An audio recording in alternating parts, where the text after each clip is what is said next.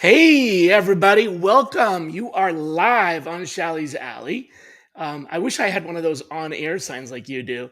Is that like a remote control, or do you have a... I got to push the button up there, so it's flashing right now. So if it's bothering you, I can hit the button. Not at all. I love it. I want an on-air sign because obviously we are on air and we are On air. live. And folks, my guest today on Shally's Alley is David Noe. He actually knows, David Noe knows about live shows. He has his own live show, SpeakEasy HR. So welcome to Shally's Alley, and tell us what is SpeakEasy HR? Yeah, thanks for having me. This is really exciting, and your intro is fire. I love it.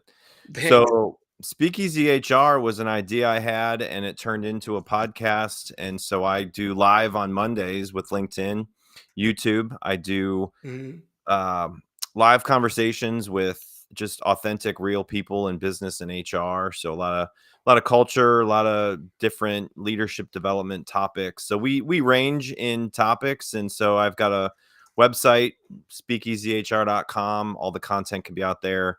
You can go on Spotify and all the podcast platforms, and then YouTube as well. And then I have a blog. So a lot to offer, and it's been a lot of fun. That's great. And you've been doing that for what, a couple of years?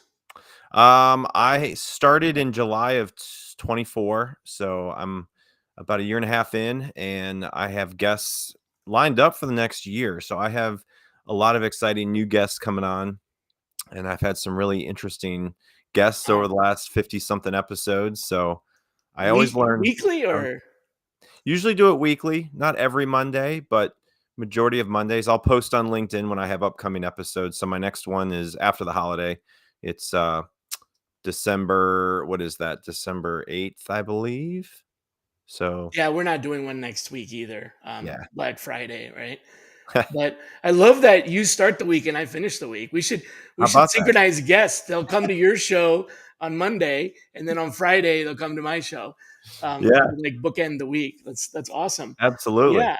So well, we're really happy to have you. And I did have some questions that I wanted to ask you. And if you haven't seen the show, which I don't blame you if you haven't, but there's a few things that I kind of prepare in advance. And of course, we're here to talk about whatever's on your mind and what's hot and what's going on with you. So we're happy to shape that conversation. But just given your background, you've been in HR across healthcare, construction, and professional services. Where would you say was where, or maybe how? Let's start with where, and then if you want to do how, did you learn about the definition of people first, and how has that evolved? Yeah, I think it's evolved over every job I've had. I feel like back to my first job in HR, it was the origin story. Yeah, I didn't grow up wanting to be in HR. Like most, I fell into it. And over time, I've learned how organizations treat people, how they evolve their culture, environment. And so I've really focused on now really taking a lot of what I've learned over the last almost 20 years in HR and have really made a culture with the company I work for now at Payroll Partners, people first, people behind technology that we have, and really making a culture where we celebrate our employees, we treat our people the way we feel like people want to be treated, and it really pays off when you do that. So yeah, is there like a point at which you just kind of discovered that people first, or did you come into it from the beginning? Like, I guess I'm looking for the catalyst. Yeah, I would say back when I had my role in probably healthcare, that was where I felt like people first was really a thing. I was working for a large local healthcare organization, thousands of employees, many locations, 100 plus locations. And really it was, every office was different. Every office had a little bit of a different culture. And so we tried to really align the culture and mission and values to each location. Oh, no okay. Yeah. matter no matter where you were working, it was really about treating the people, making it a people first organization, taking care of our patients and taking care of the people that came into the doors every day.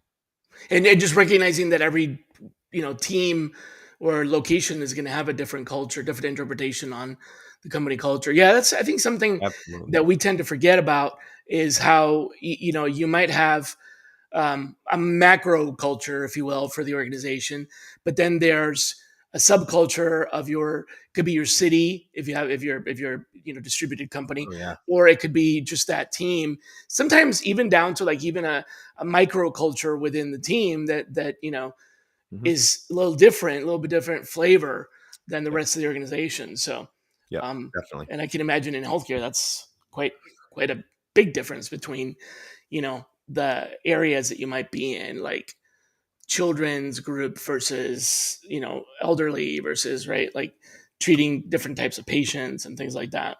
Oh yeah. Yeah, Yeah. It was a lot of primary care offices, urgent cares, which would be different. Yeah. specialty, a lot of different specialists had different kinds of patients, right? So you weren't seeing the same kind of population coming into the doors and, being patients of those offices. So it really varied based on what that specific office did. And so it definitely evolved from there, right? I mean, during COVID, it was definitely people first. I was working in a roofing company. We were slammed busy because people were home more and people saw that their roofs were having problems and their gutters. And we were acquiring a business in Kentucky. And so it was all about trying to make sure people were treated well at the organization. Our customers were treated well. And at the end of the week, I always had payroll and was making sure people got paid right. That's what kept people coming back. um I feel like you've had some experience with small businesses, right? Yeah, And I mean that's who your company's customers now are, small yeah, business, if I'm not mistaken, right? absolutely. Do you feel like, or maybe I'm just going to ask it straight. Do you agree with me? Because I feel like businesses that are small, let's just, I don't know if you want to define it as 500 employees or 1,000 employees or whatever, but like, below 1,000 employees, at least, if not even maybe below 500 employees. That's what I mean by small businesses. They tend to kind of expose the raw underbelly of truth in what's going on in business, in the business world, way quicker, way faster than enterprises and even mid-sized companies. I feel like and please agree or disagree, that they expose that truth faster. We get the state of what's really happening from them almost immediately. And if that's the case, if you agree with that, what have you learned as yourself a small business owner like me, that big companies just always get wrong about strategy? No one say past that 1,000 threshold or whatever. So as a small business, what have you learned that big companies always get wrong? And do you feel like small businesses kind of get to that truth faster? So in my experience, I have dealt with a lot of different companies and industries Right. across, Yeah. Different sizes and small startups, mid-size, large healthcare organizations. So looking back at some of those instances, I feel like everywhere you would have potential issues where people were trying to really create a very difficult environment to work in. During COVID, you had more people working at home, not as in office, so you have less water cooler talk and ways to kill the culture. So I think it really depends on the leadership and the management of that organization because again, when I was in a healthcare organization, there were specific offices that felt like they never got the right culture fit. So they kept losing people. They kept having complaints about the managers and complaints about the physicians. So like that really created a very hostile situation. It was really difficult to staff these kinds of offices. Now, the enterprise level, and I don't have tons of experience in major 10,000 plus organizations. My focus has more been small to mid-size. So same with that. I mean, if you are involved in TA recruiting and bringing new staff members on board, you're trying to acclimate them into the organization. You're trying to get them familiar with the culture to really contribute to it in a positive way. Because a lot of my current focus is the employee experience, right?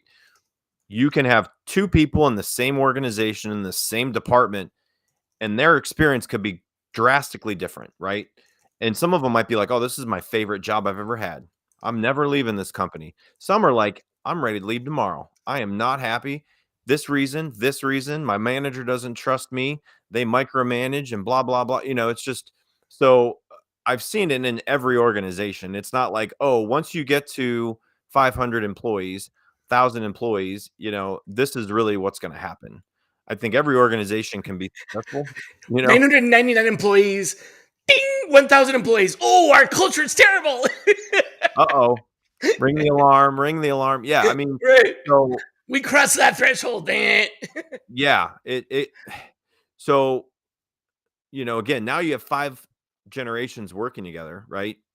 That can also make a big difference because if you have a bunch of people in their first job out of school, they're young, they're motivated by something completely different than people in their 40s and 50s, right?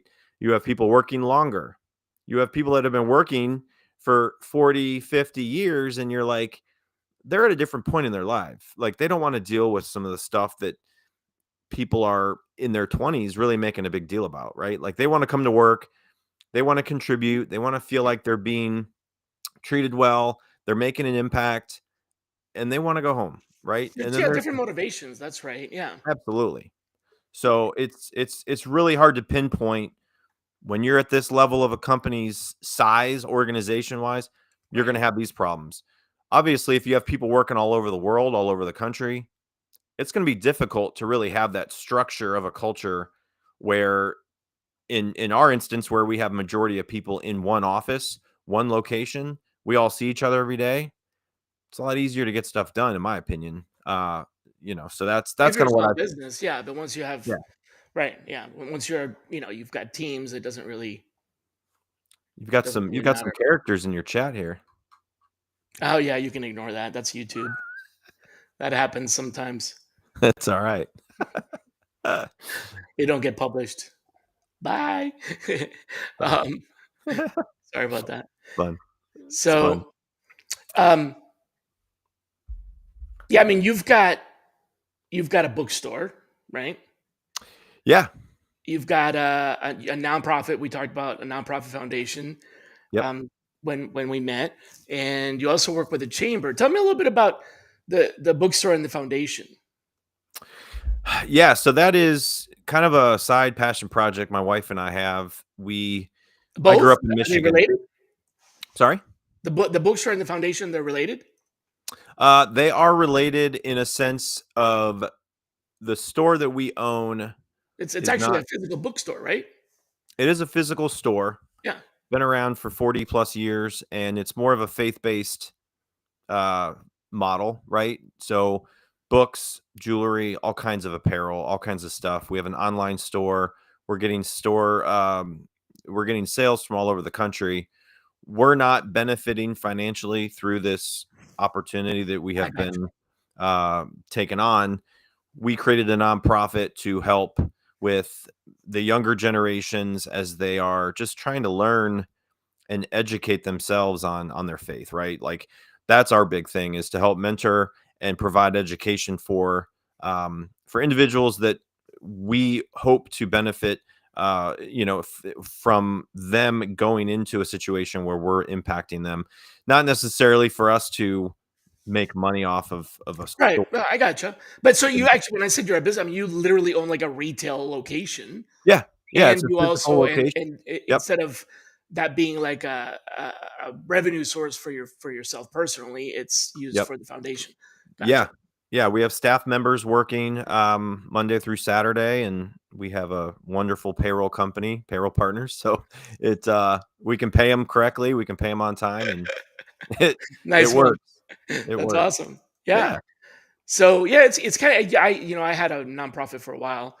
Um, I told you that before, and it was not a physical location. We didn't have we worked with other yeah, nonprofit entities and provided yeah, services to them to help their constituents, their community. Um, so, I guess we both have that in common as far as like we're both community builders. And yeah, now I've got, my community, which has always been TA and sourcing. I've got and bringing it all together into TSI University and building a community there. So, I think that that's very rewarding to have a community that you're part of outside of your physical community. I mean, you've got your place, your friends, your family, your local community, but I mean, it's rewarding to have like something that's professional or otherwise brings a little bit more meaning, and gives you more of a sense of, uh, being contributing to something. Um, so, kind of going in that direction, what's one moment where you feel like community, not policy, but community solved an HR problem better than any compliance playbook would ever do? community helps solve an HR problem. Yeah. That's a So good question. sometime in one of your experiences where you feel like the community helped solve the problem, and it would not have been solved as well if it was just kind of by the book, right? Yeah, that's a really good question. I think over time, I've just built a very good network of individuals that I can lean to as somewhat, more of a mentorship, right?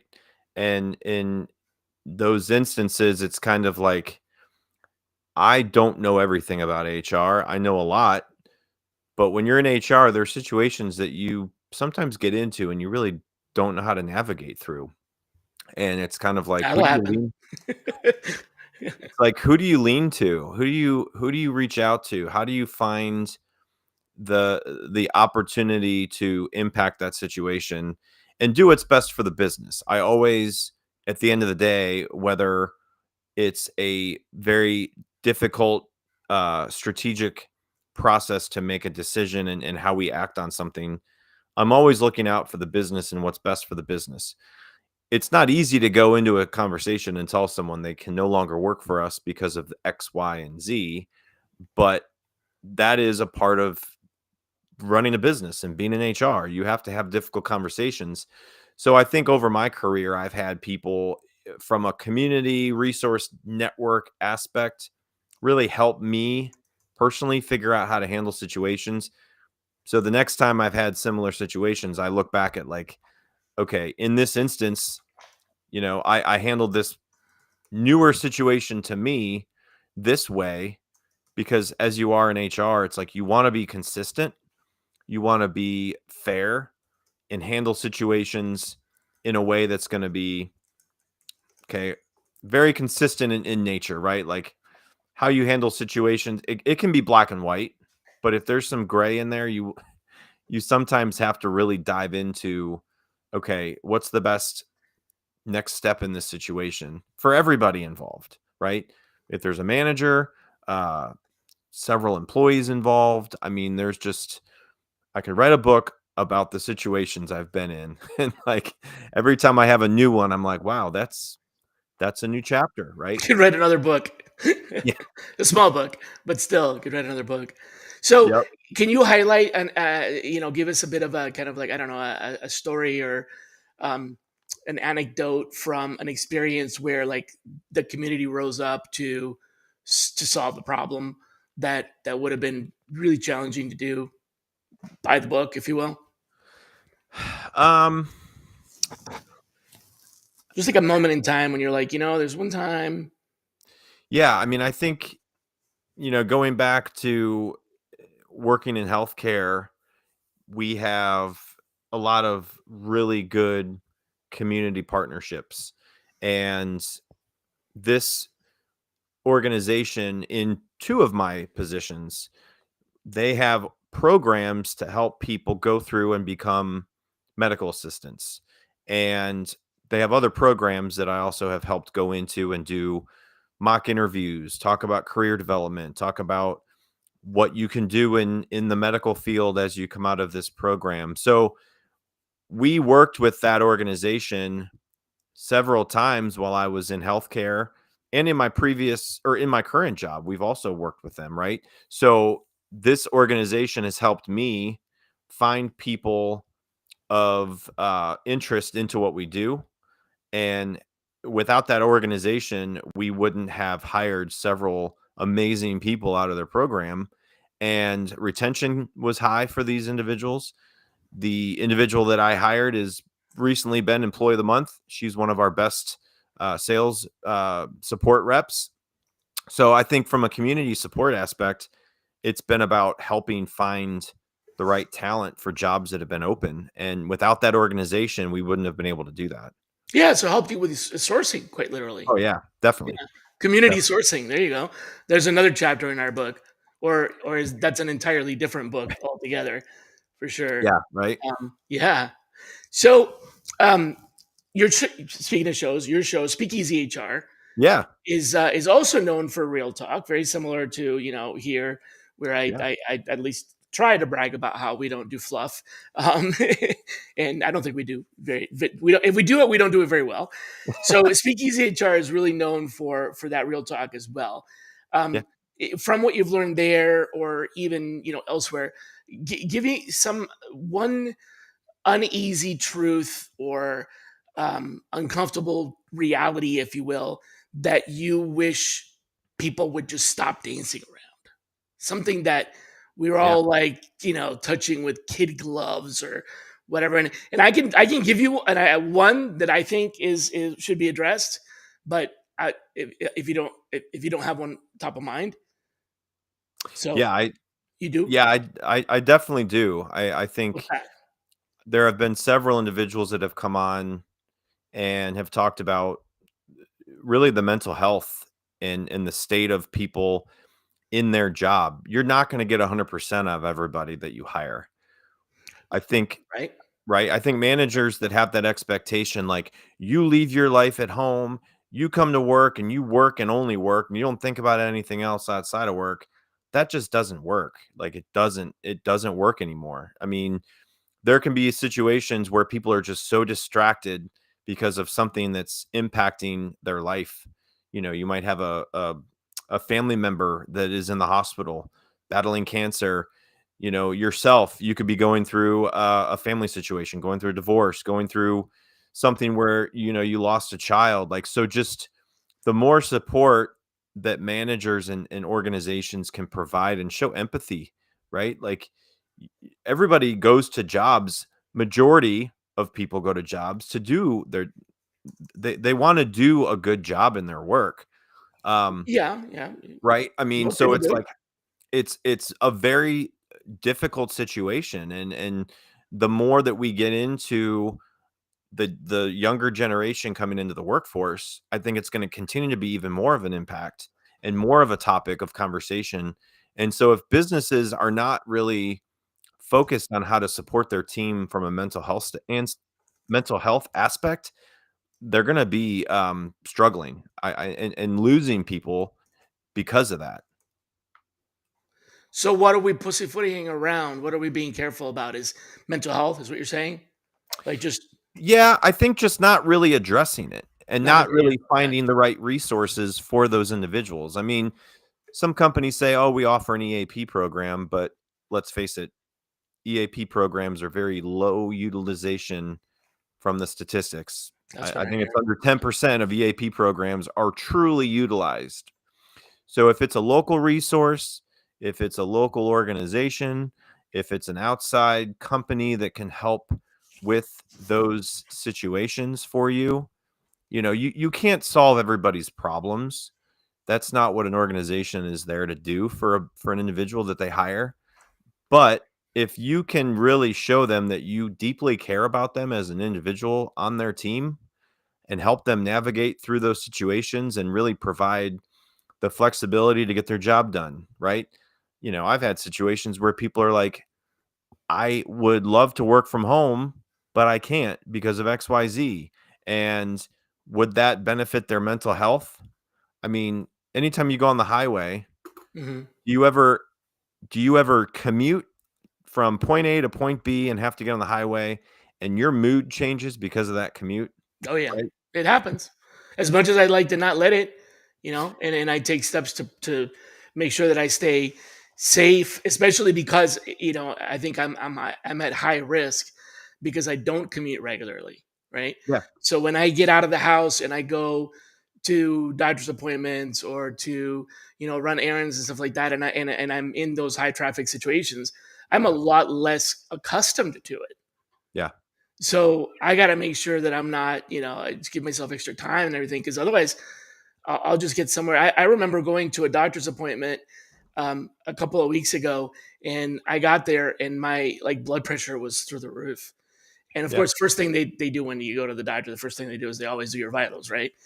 And I'm like, yeah, I don't know if this is going to work that well, because it just, it was like a bad traffic day. Um, Yeah. and it really, I mean, she took my temperature. The technician took my temperature and blood pressure like 3 times because they kept getting like, right. These readings are like, "Are you okay? Do we need to put you on blood pressure medication?" And I'm like, "No, just get me off the road." Totally Yeah. Yeah. That's a big one. That's a interesting. big one. So stop dancing around the issues Yeah. of mental health, and not everybody is going to be. Yeah, I mean, like, what would you do about this? Let me give you kind of a weird scenario that I'm sure has happened more often than I care to admit. But what would you do in this situation, right? You have an employee that is has had trouble with alcohol, right? Mhm. They're addicted to alcohol, and this is a real thing. And something happens at a work related event where they behave in a way that's definitely not company policy, right? But they're an alcoholic, and this was a work related event where they provided alcohol.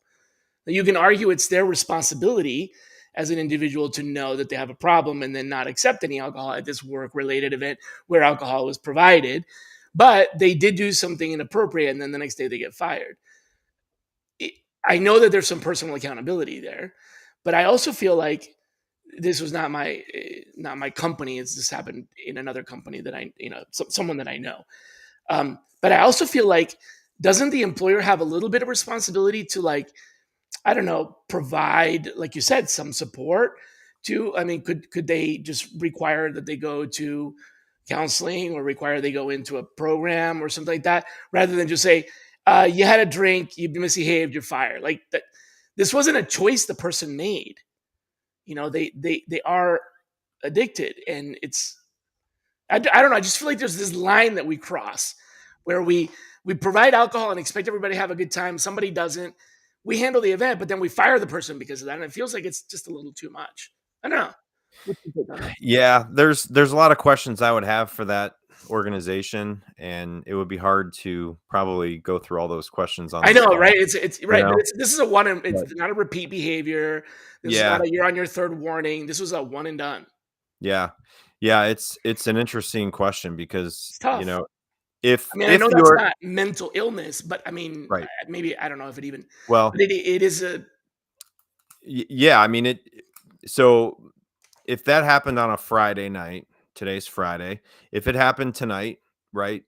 And next Monday, people go to work and they find out that Joe Smith is no longer with the company. Mhm. They're gonna all be wondering, like, what happened? Did he That's what get happened. fired Yep. because of how he acted? That's And so it's exactly kind of like, okay, you're setting that precedent. It was a work related function. You after weren't hours, after you work, weren't not at work, not at the workplace. yeah, Yeah. let's say it was a holiday party, right? Right. Something We're like that. getting ready to go through the holidays, and it wasn't a paid work function. You weren't paying employees to come. It wasn't required. It was more voluntary. Um, it's just like somebody going out on their personal weekend It and was going required, somewhere. actually. It was an event that they were sent to. So if it was an event that they were sent to that was work related, Mhm. I think it's setting that precedent beforehand. Like, hey, you are representing the company. I go out and I Yeah, have payroll partners on my shirt right. majority of the week. It's how do you want your team to be representing your organization? You know, I think it's all just it's similar to how people act on social media, right? You know, if somebody has a very strong stance on a situation, whether they feel like they're right or someone's wrong or whatever, you know, people lose jobs because of what they're saying sometimes. And it's because of the fact Mhm. that they're representing the company It is, yeah. in in a negative situation that's going to financially negatively impact that organization. Yeah, And that's different. That's different. people are quick to fire people because of that. So, you know, if you have a staff that is potentially recovering alcoholics, I would probably, you know, Choose someone else to reevaluate. represent, yeah. Yeah, there's a lot of missed decisions in a situation like that, and without knowing all the facts. But I Yeah. just feel like, wouldn't it be the employer's responsibility to at least offer like an alternative rather than just immediate termination? I don't know. There should be a I don't know, second chance or something. There's no criminal activity, so Yeah, yeah. No, I mean kind there's of a lot of piggybacking other. on your mental health thing. Like we just seem to like Yeah. expect everybody to be in their best behavior, expect everybody's mental health to be great, expect everybody to show up to work in a good mood, despite the reality of the world being, you might have a really bad commute and got put in. I mean, there's just things that happen, right? And I think we're not addressing that. Um, Yeah. Yeah, I mean, yeah, what I think is going to happen, and you know, don't hold me to this, but you know, people that have mental conditions that impact their physical uh, ability to do their job, and they go and seek treatment. That's more of a medical leave. They right. might have to take off, and it might be because of drug addiction. It might be because of alcoholism. It might be because of something that has gotten them into the point of where they need full They treatment, need and support. Yeah, it might be an outpatient facility. They've got to go somewhere for 4 weeks, right? So yeah. then it's about what does that organization have from short-term disability coverage, you know, offering somebody a benefit to take the right Mhm. appropriate time off work to To get better, right? get better, right? Yep. And so whether you're a small business or large business with thousands of employees, that's going to continue to be uh, a situation whether you want to deal with that or not. And that's where HR and people, not technology, because AI is not going to be able to offer that empathetic, you know, human connection, right? Um, Unfortunately, yeah. you're still going to need somebody like in an HR role to navigate through the complexities of those situations. So for those listening in HR roles, you are still going to be important to an organization as we progress into this new state of technology and AI and things that are going to potentially eliminate jobs.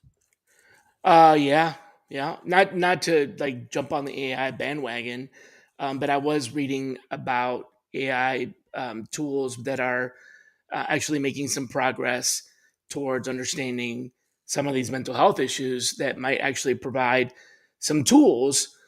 In other words, like an AI. I was reading about an AI that was um, working with successfully a pilot program working with people that had dementia or some variations of like Yeah. Alzheimer's and those kinds of things, and the AI is like understanding the somehow understanding how to communicate with them in a way that was not originally devised. So there's some Right. hope that we might have AI tools. The other day I was actually talking to my interestingly enough my health benefits pharmacy section, or whatever, the pharmacy benefits or whatever. They called me Yeah. because I had a change in a prescription, and It was I got a prescription that treats or has the same treatment as another prescription that I'm already on. So the pharmacy called me up and they're like, "Hey, are you aware that these two things are, are you taking the same?" I'm like, "No, no, no. My doctor's switching me from this to that." And they're Yeah. like, "Oh, okay." And then they're like, "Well, did you know that we have this app?" And I'm like, "No, I did not know that we have this app." So they have an app that you can use. You're talking about what was it? Employee The EAPs, EAP, yeah. Oh my gosh, it slipped my mind. Um, what's that called? Employee employee assistance assistance. program. Yeah, Yeah. and so there's like a whole website, but you have to go in and look it all up.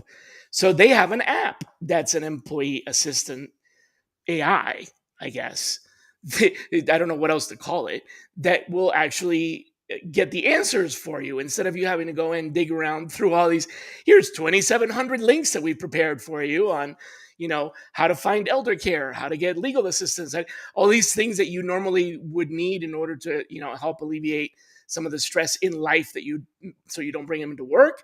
And so there's an AI chatbot that like navigates that for you. And Yep. you can ask it a question like, what if and I'm like, wow, that's kind of cool. I had no idea that existed. I wonder why we don't, talk about that. Um, Yeah.